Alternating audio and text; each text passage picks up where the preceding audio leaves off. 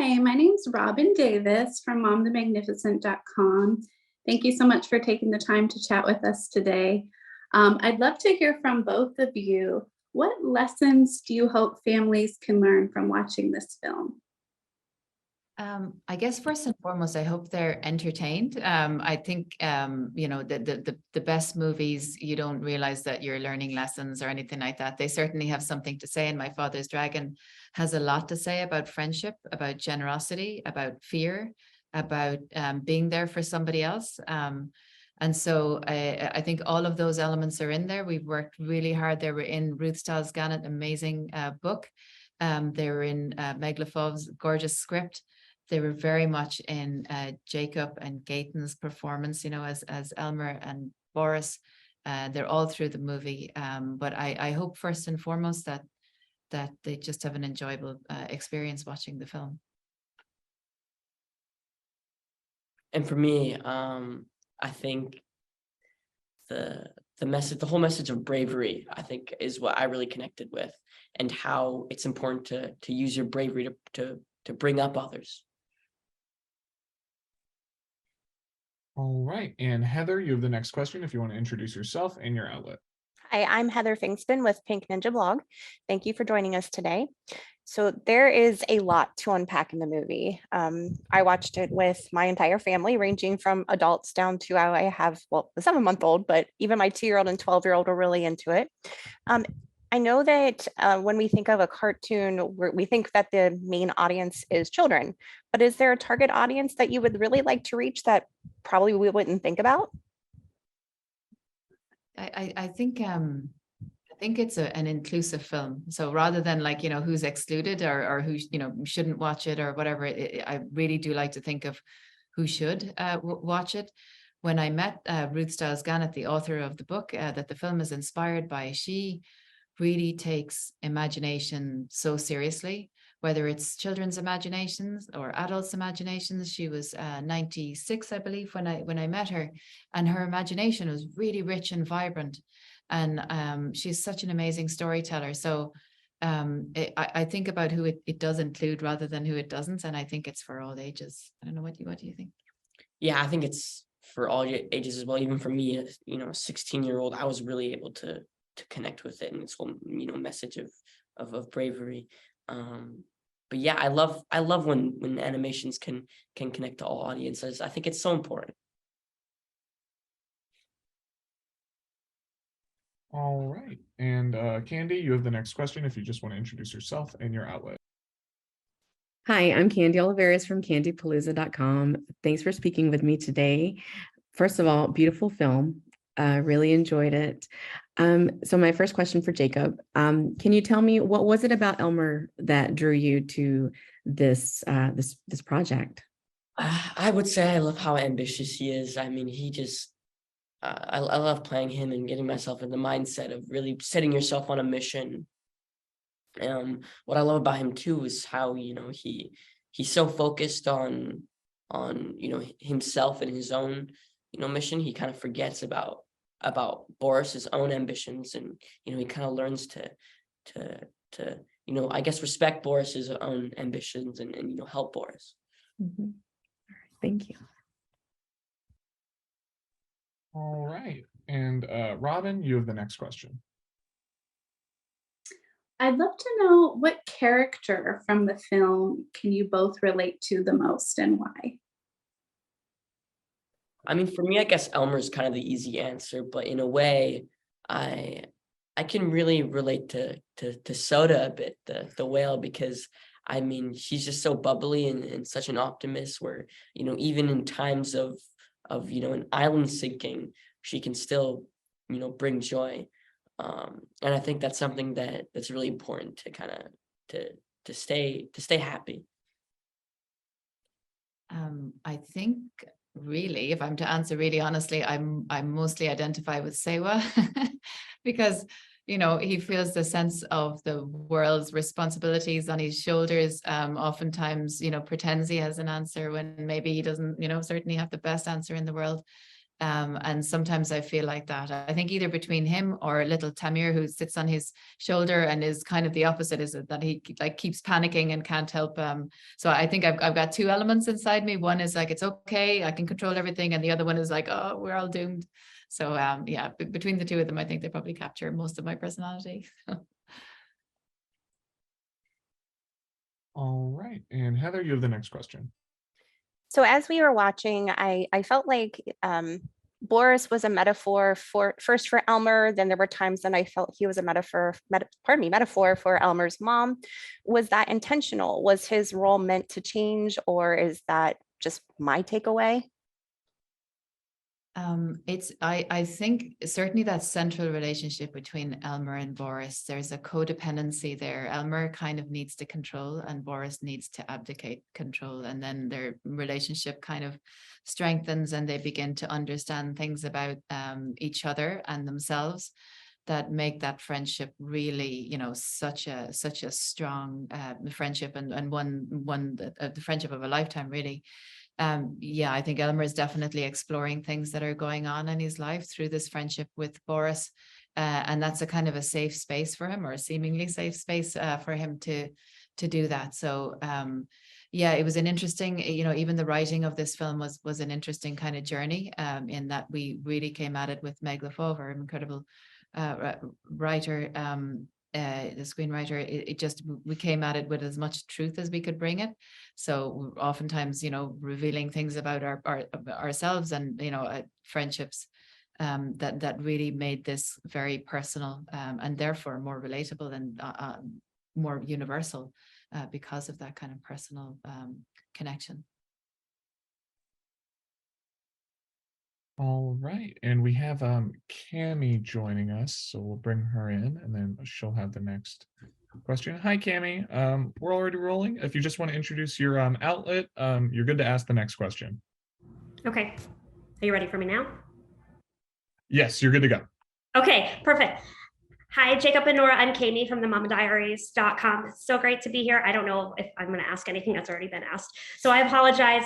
However, Jacob, you have had such an amazing career at such a young age already. You've had some great roles. I would love to know what attracted you to the role of Elmer and why you wanted to be part of My Father's Dragon.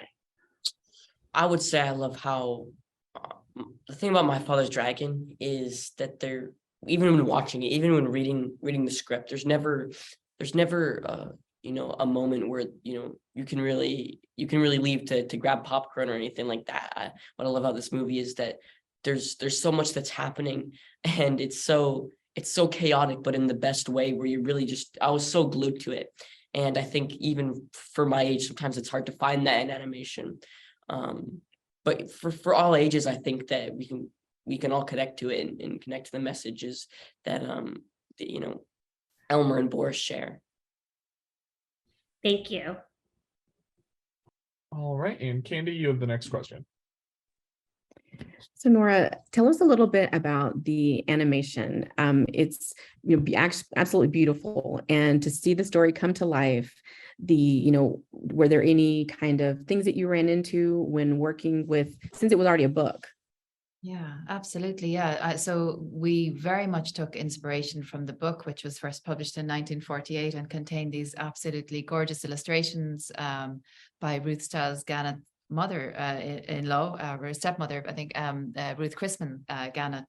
And so these are just really beautiful. The patterns were gorgeous. It really described the world of Wild Island in particular really beautifully. But we also took a huge inspiration from the imaginations of children. So I have two boys. I asked them to draw characters from the film.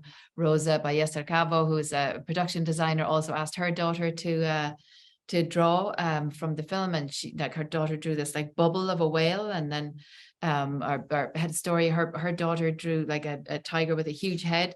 And so our minds were kind of blown by the imagination of children, and understanding how Ruth, when she wrote the book, took children's imagination so seriously. We did that too with the design work for the film. And so while we wanted it to be very immersive and for audiences to almost forget they're watching a film for a while, We also just wanted to really celebrate the imagination of children. So a tree doesn't need to look like a tree. It can be a giant mushroom or a giant, dandelion or something like that. Grass doesn't need to be green. The ground doesn't need to be brown. And so that's the way that we approached everything in the film, just to make it as playful as possible. I love it. It's beautiful. Thank you. All right. And Robin, you have the next question. Jacob, could you share with us what the recording process was like and maybe how you got into character each time? The recording process was awesome because what was so different about this one is that I was able to actually, work with Gaten, and working with Gaten, I was really able to develop my character quite easily. And I think it was really easy to tap into Elmer every time. We were in the recording booth at that point. Just by being with Gaten and Nora and just talking, and then just like taking a breath and then just jumping right into the scene. I think it was really nice. All right. And Heather, you have the next question. So were there elements in Elmer's hero journey that were they all part of his real life, or were we kind of, some of them seemed a little bit more blown up, if you will, but how would you describe that or discuss that? That's a really interesting question. And I really do think that's up to the audience to kind of believe what they want to believe. Early on in the process, when we were writing the script and, thinking about who we would get to voice the characters and that, my kids were just walking in the park, and I was kind of sneaking up behind them. They were walking with a group of friends, and it would just amaze me how they would slip in and out of each other's imaginations. So one of the guys said, "Oh, be careful there's a black hole." So everybody avoided the black hole, as they were, including myself. We've been walking behind them. And so it just in as much as they believe everything that's going on for them, and how I slip in and out of my imagination several times an hour, I think that the space of film and storytelling is very special. So it's absolutely up to the audience as to what they believe in terms of Elmer's journey. Great question. All right. And Cammie, you have the next question. Nora, so you have this amazing cast of voice actors. What was the casting process like? Because you were able to secure some really, really great names. And I'm so meek and timid. If it were up to me, I wouldn't have asked anyone really that I wanted, So we have an amazing casting director, Amy Lippin. So she already knew that Jacob was, the perfect Elmer. She has a fantastic imagination herself, and that she can really imagine, people's voices together. Because we were looking at this like, an ensemble where, you have so many different characters, some of them that are only in for a couple of short scenes, but their parts are so important that they really need to believe what they're saying. They really need to believe that they are the characters. They need to bring a sense of wonder to the characters that they're portraying. So having people like Rita Moreno, Diane Wiest, Whoopi Goldberg, Ian McShane, Chris O'Dowd, I mean, I can go on. We just had the most incredible young people, Yara Shahidi, and of course Jacob and Gaten at the very heart of all of this. I just couldn't believe that Amy managed to bring this amazing cast together and with her producers. But I was so fortunate that that we had that cast, because it meant that when I went back to the animators, they said, okay, this is fantastic. And so they would go ahead and spend maybe a week animating 4 seconds of a performance. But it was so, it earned that hard work because the actors absolutely believed their parts as they played them. Thank you. All right. And Candy, you have the next question. So Nora, can you tell us a little bit about the inception of the project and how long it took, with the finding of the book, or, you had an idea of it, of making it into a film?